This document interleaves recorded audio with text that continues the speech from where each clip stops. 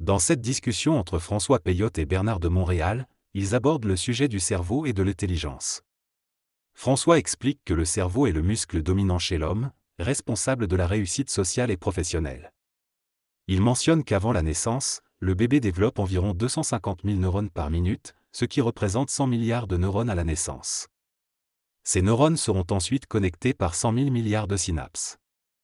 La structure et le développement de l'intelligence dépendront ensuite de l'expérience et de la capacité d'apprentissage individuelle.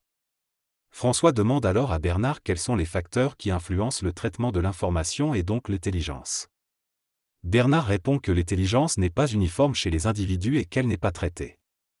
Il explique que ce que l'on perçoit comme un traitement de l'intelligence est en réalité le rendement intellectuel, qui peut varier d'une personne à une autre.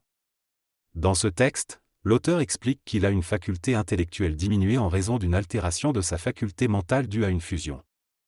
Il affirme que les humains traitent l'information grâce à leur mémoire, ce qui donne à leur intelligence une qualité accumulative.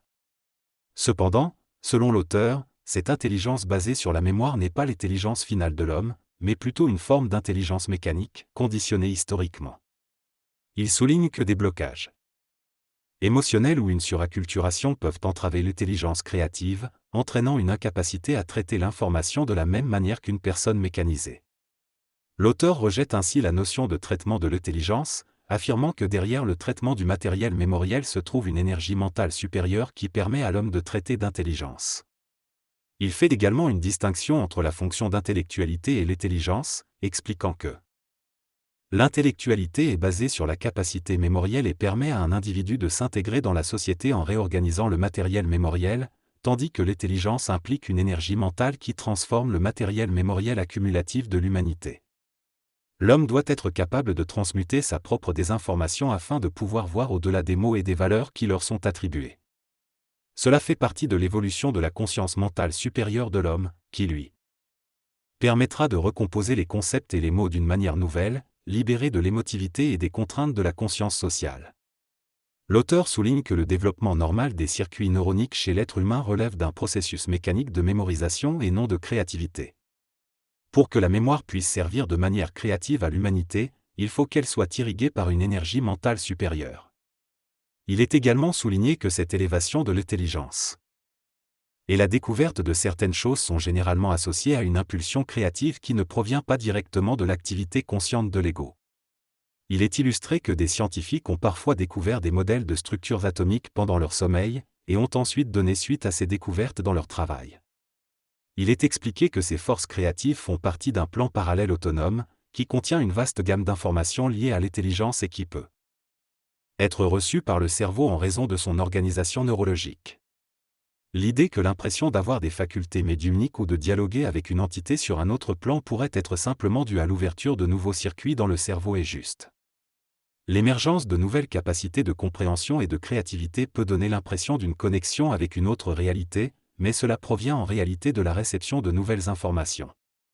En vivant une fusion ou un changement mental, on expérimente un influx d'énergie qui altère la conscience et donne une nouvelle dimensionnalité à notre capacité à absorber et traiter de nouvelles informations. Cette nouvelle faculté psychique nous permet d'explorer des concepts et des perspectives plus larges, au-delà des limites imposées par notre culture et nos connaissances antérieures. Dans mes expériences personnelles, je suis capable d'éveiller des observations et des constats qui vont au-delà de l'orthodoxie de la recherche scientifique traditionnelle, car ma faculté psychique n'est pas restreinte par les limites de la conscience méthodique et mémorielle. Cependant, il est important de communiquer de manière adaptée à l'audience, en évitant de susciter trop d'émotivité ou de choquer les personnes réceptives à l'autorité établie. En dépassant le poids affectif des mots, il est possible de communiquer de manière plus mathématique et de susciter une prise de conscience chez les autres. Mais il est parfois difficile d'être bien reçu dans le public en raison des blocages émotionnels et de la protection du statut mental des individus. La désinformation dont parle BDM est le conditionnement psychologique de l'ego pour éviter qu'il ne reçoive une trop grande dose d'énergie mentale qu'il ne pourrait pas supporter en raison de son état animal inférieur. Selon lui, pour que l'homme puisse évoluer de manière progressive et adaptée aux lois de son émotivité et de son mental, il doit être confronté progressivement à la réalité et à ses aspects inférieurs, polarisés entre le vrai et le faux. En effet, l'homme ne peut pas être directement exposé à la réalité car son système nerveux et sa structure mentale ne sont pas suffisamment développés pour absorber une telle quantité d'énergie mentale. Ainsi, il doit être préparé petit à petit à absorber cette réalité qui transcende sa perception actuelle. Dans cette conversation, Bernard de Montréal, Boulevard M, affirme que le mensonge est nécessaire dans le monde pour protéger l'humanité. Il mentionne que l'Église et la politique utilisent la désinformation pour contenir les individus et éviter une détérioration psychologique collective. Il mentionne également l'exemple du message de Fatima, où la désinformation persiste même si le Vatican l'expliquait, car il n'y aurait pas compréhension réelle du message. BDM explique que lors de l'expérience de fusion, une surabondance d'énergie électrique ou électrochimique peut provoquer des changements au niveau des centres d'énergie chez l'individu, ouvrant ainsi des neurones et permettant un niveau de conscience supérieur. Concernant la transmission génétique de ces capacités, il précise que l'intelligence supramentale n'est pas karmique et n'est donc pas nécessairement transmissible. Seules les expériences karmiques peuvent être transmises d'une génération à l'autre. Dans cette discussion sur la conscience supramentale, il est souligné que cette conscience n'est pas liée au karma. Les individus qui vivront cette conscience le feront par le biais d'une mutation psychologique, pas génétique, qui se produira grâce à une réorganisation de la valeur accordée aux mots. Cette transmutation se fera par la parole, et non par le code génétique. La conscience supramentale est présentée comme un état d'esprit plutôt qu'un état psychologique. Il est également mentionné que si toute l'humanité vivait une fusion instantanée vers la conscience supramentale, il n'y aurait qu'une seule génération de personnes supramentales. Cependant, il n'existe aucune connexion génétique entre la conscience supramentale et le code génétique. Enfin, l'auteur affirme qu'il rêve différemment des autres, étant conscient et travaillant sur d'autres plans pendant son sommeil. La fusion a permis une ouverture constante des synapses, ce qui maintient une conscience permanente. Dans ce dialogue, il est mentionné que être toujours conscient peut être fatigant pour l'individu. Cependant, si l'ego est aligné avec l'énergie, être conscient devient naturel et facile, que ce soit pendant la journée ou la nuit. Lorsque l'homme dort, sa vitalité est ralentie et son intelligence est automatiquement ralentie également. Cependant, l'homme conscient possède deux corps, matériel et éthérique, et une intelligence qui travaille avec les deux. Ainsi, lorsqu'il dort, son corps matériel devient éthérique et il continue à travailler mentalement. Cela lui permet de vivre deux vies à la fois et d'être toujours conscient. En revanche, l'homme inconscient ne vit qu'une vie à la fois et lorsque son corps matériel dort, il rêve partiellement, avec des mécanismes mémoriels qui ne sont pas organisés par l'ego et manquent de logique. En étant conscient, on vit plutôt un autre mode d'intelligence dans le rêve, en relation avec des plans invisibles, sans des informations psychologiques. Cela rend la vie plus intéressante car les deux vies, jour et nuit, sont une continuité.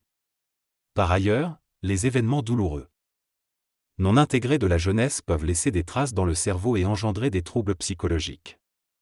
Si la psychologie était suffisamment avancée pour traiter ces énergies émotionnelles d'une manière différente, les individus pourraient être libérés de l'emprise de ces expériences et ne seraient plus assujettis aux conditions résultant de ces chocs émotionnels.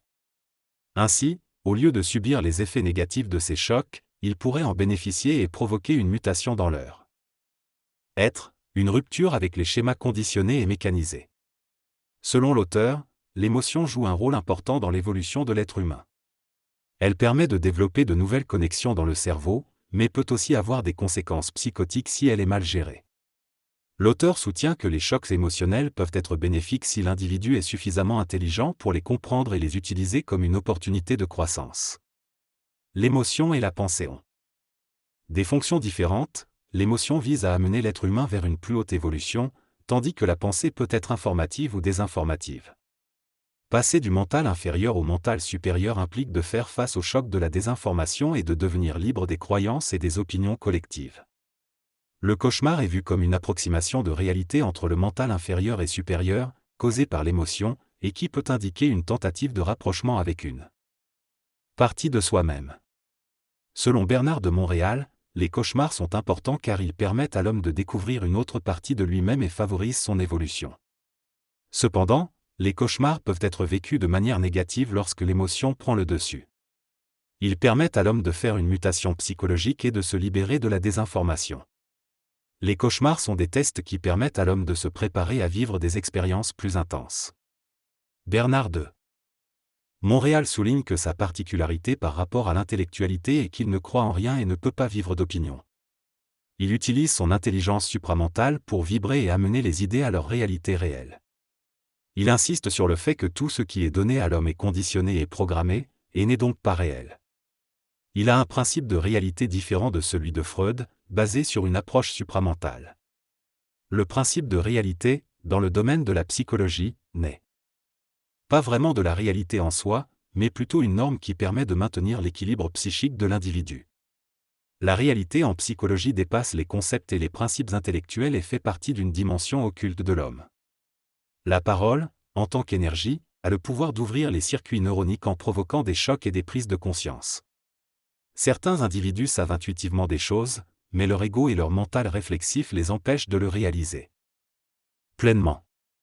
Le travail de la parole est donc d'éveiller cette connaissance chez l'autre, plutôt que de chercher à imposer nos propres idées.